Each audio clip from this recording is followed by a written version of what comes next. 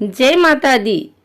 आइए सुनते हैं दशा माता की 7वीं कथा। एक समय की बात है, एक राजा था। जब नाई उनके बाल काटने आया तो उसने राजा को बताया कि एक बहुत ही सुंदर कन्या है।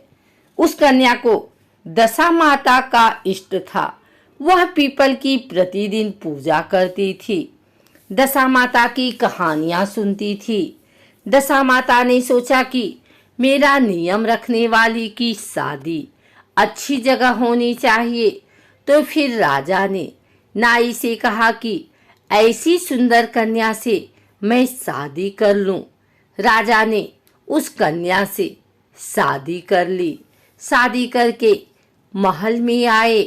राजा के एक रानी पहले से थी। उस रानी ने सोचा कि इतनी सुंदर दूसरी रानी आ जाएगी तो मेरा रुतबा और आदर कम हो जाएगा। तो फिर जब बड़ी रानी काले हाथ करके आई और नई रानी के मुंह पर लगा दिया। राजा ने जब नई रानी का चेहरा देखा तो बहुत दुखी हुए कि नाई ने हमारे साथ धोखा किया है। ऐसी काले मुंह वाली गिलहरी जैसी शक्ल वाली लड़की से मेरी शादी करा दी। राजा ने नई रानी को अलग कक्ष में रख दिया। उससे बातचीत भी नहीं करते थे और उसकी तरफ देखते भी नहीं थे। राजा के ऐसे व्यवहार से छोटी रानी बहुत दुखी हो गई। उसको समझ नहीं आ रहा था कि वो क्या करे, कैसे राजा को समझाए। फिर कुछ समय पश्चात उसने अपने पीहर खबर भेजी कि मेरे 4 रंग की पोशाक, वैसी ही चौपड़ और झूले की रस्सी भेजना। उसके लाल, हरी, केसरिया और गुलाबी चारों रंग की पोशाक, चौपड़ और झूले की डोरी आ गई। फिर उसके बाद उसने दासियों से मालूम करवाया कि राजा आज घूमने के लिए कौन सी बाग में जाएंगे। उसको पता चला कि राजा आज गुलाब बाग में घूमने जाएंगे। उसने गुलाबी रंग की पोशाक पहन ली, 16 श्रृंगार किया और अच्छे अच्छे जेवर पहन लिए। और फिर वह गुलाबी चौपड़ और गुलाबी रस्सी लेकर गुलाब बाग में राजा के आने से पहले ही पहुंच गई। बाग में पहुंचकर उसने गुलाबी चौपड़ बिछा दी और पास में ही झूला डालकर झूलने लगी।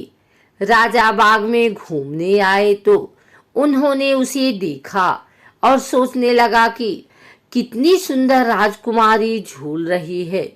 रानी ने पूछा, चौपड़ खेलें? राजा ने हामी भरी। दोनों चौपड़ खेले, बातें की और फिर राजा वहां से चले गए। राजमहल जाते समय राजा मन ही मन विचार करने लगे कि ऐसी सुंदर कन्या तो अपने महल में होनी चाहिए। राजा के महल में आने से पहले ही छोटी रानी दासियों की मदद से राजमहल आ गई। अब दूसरे दिन रानी ने पता कराया कि राजा कौन से वाले बाग में जाएंगे। रानी को पता चला कि राजा हरियाली बाग में जाएंगे। उस दिन रानी हरी पोशाक पहनकर और 16 श्रृंगार करके, हरी चौपड़, हरी रस्सी लेकर, दासियों को साथ में लेकर बाग में पहुंच गई। चौपड़ बिछाया, झूला लगवाया और झूलने लगी। राजा के आने पर दूसरे दिन भी वह पूछती है, चौपड़ खेलें? राजा कहते हैं, हाँ खेलते हैं।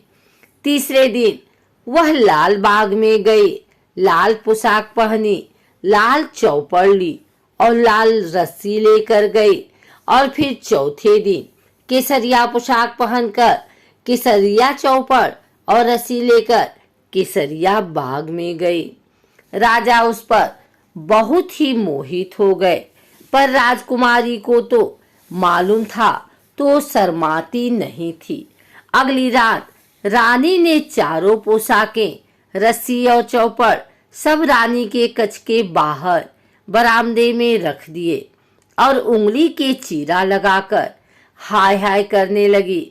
राजा को तो पहले से ही नींद नहीं आ रही थी और वह हाय हाय कर रही थी तो उन्हें तो बहुत ही गुस्सा आया और वो बोले कि आज इस काले मुंह वाली को तलवार से मार डालूं, इसका किस्सा ही खत्म कर देता हूँ।